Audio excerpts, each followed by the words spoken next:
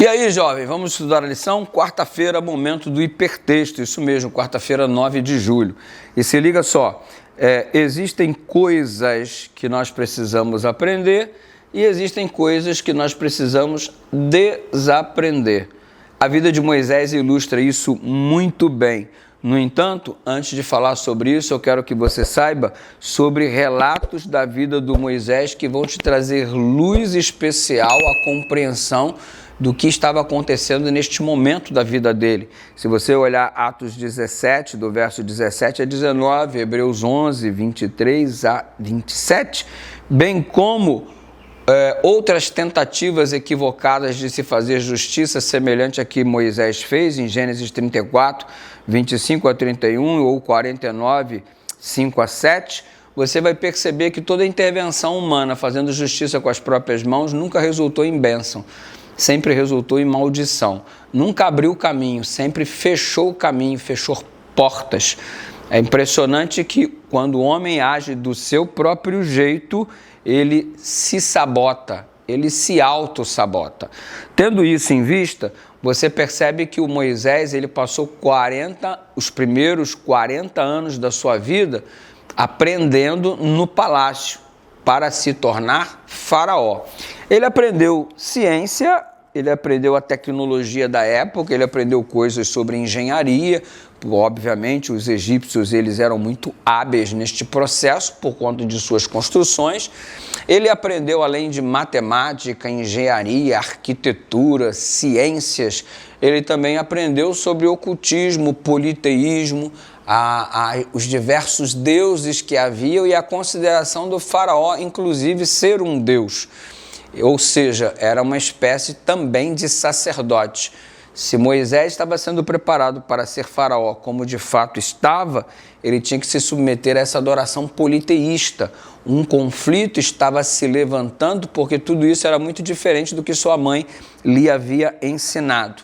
Então Moisés aprendeu coisas positivas, sim, defesa militar, matemática, engenharia, arquitetura, mas aprendeu muita coisa que não prestava sobre falsos deuses, sobre ocultismo e todas essas coisas praticadas, concepção acerca dos mortos, obtida pelos egípcios.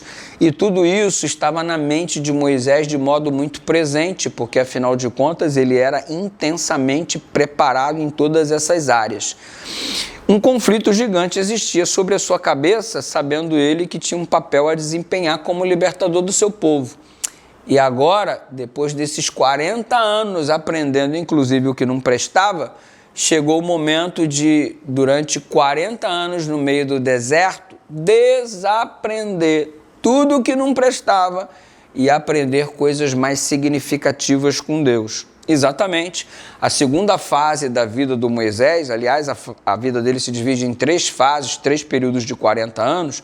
Os primeiros 40 anos no palácio, como acabei de dizer, e agora os próximos 40 anos, segundo período de sua vida, no deserto de Midian.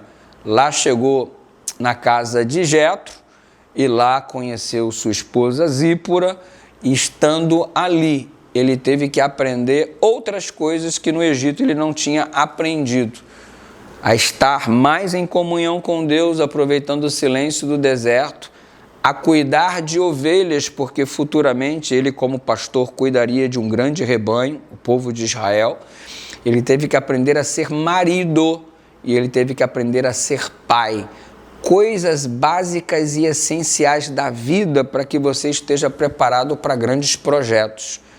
Ou seja, Deus o colocou em uma nova escola para desaprender o que tinha aprendido e aprender coisas novas, para então viver o último período de 40 anos de sua existência, que foi exatamente o momento em que ele conduziu o povo, colocando em prática o que havia aprendido no deserto com Deus. Talvez tenhamos que viver em um deserto, em um momento de solitude, em um momento de solidão, um momento a sós com Deus. E passando momentos a sós com Deus, Ele vai nos preparar para a missão que Ele tem diante de nós. Não existe um ide sem o antes permanecei e se preparem. permanecei e busque. Você permanece e busca e depois você sai. E no dia a dia precisa acontecer isso. Você permanece um tempo com Deus e sai para a sua jornada de trabalho e de estudos. Como é que você vai sair para a sua jornada de trabalho e de estudos se você não permanecer um tempo com Deus? É algo a se pensar. Será que você está vacilando nesse aspecto? Vamos orar? Pai querido, ajuda-nos a permanecer contigo o tempo de preparo suficiente para desenvolvermos a missão que o Senhor nos confiou para cada dia, em nome de Jesus.